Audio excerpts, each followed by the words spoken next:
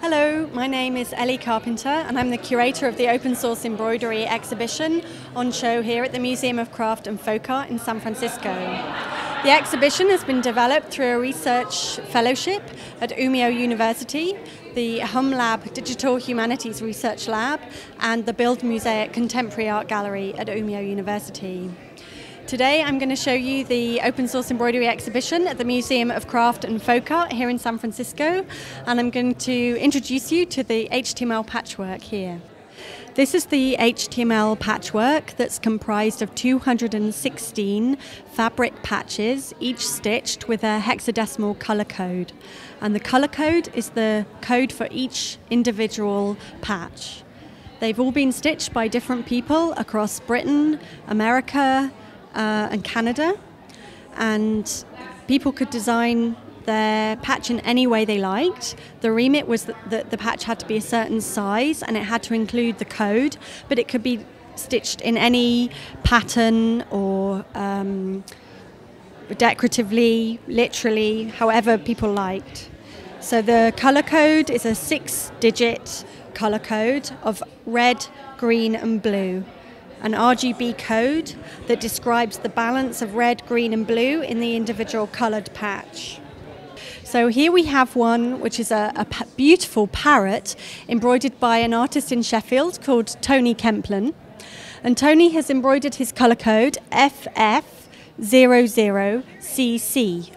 The first two characters in the code represent red, the middle two characters represent green, and the last two characters represent blue.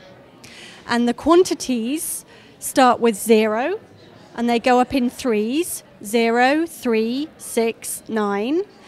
But they don't go into double figures, then they go into letters. And the letters are C and F.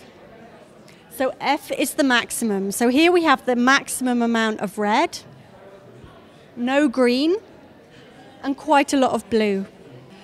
So when I began working on this project, when I looked at these numbers, they were just numbers, and I didn't understand what the numbers meant. But now I can look at F0C, and I know it's going to be a pinky purple color, because I know from school, if you mix red and blue, you get a purple color mix. This is the running stitch artwork by 3 artists, Jen Southern, Jen Hamilton, and Chris St. Amand. And they facilitate GPS artworks that map our social environment.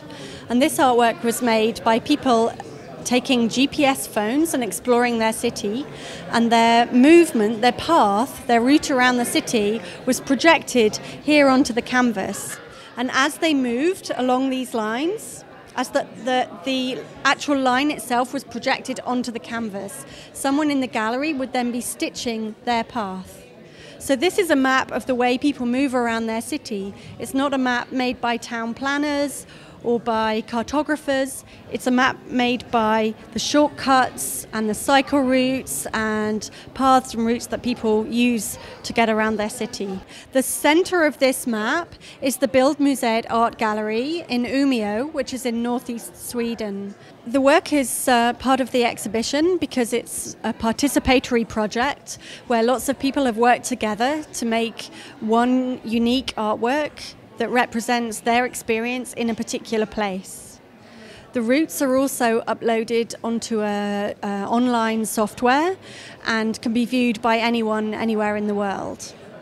This artwork is called the Yawn text, and it's an embroidery of a paragraph of text, which is a definition of the word yarn.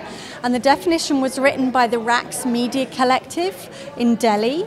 And it's a poetical and metaphorical definition of yarn, which relates to the idea of storytelling and also the idea of the internet being woven from cables that are wrapped around the world that transmit the stories that we tell.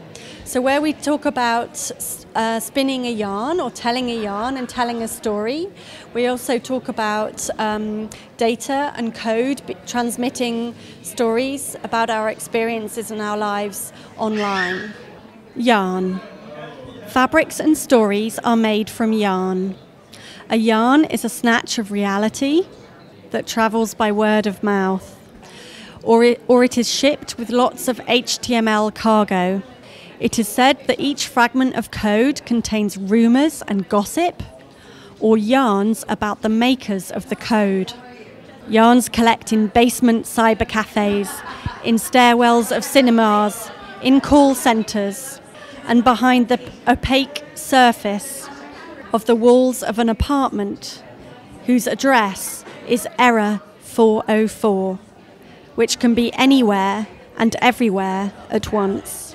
In these places, yarn collectors stitch different stretches of code fabric to make long bolts of data, which are then taken apart by hackers and distributed into many orbits. Yarns can adjust the amount of information they bear in relation to the width of bandwidth. That's why yarns are good kernels. The Rax Media Collective, 2003, page 365.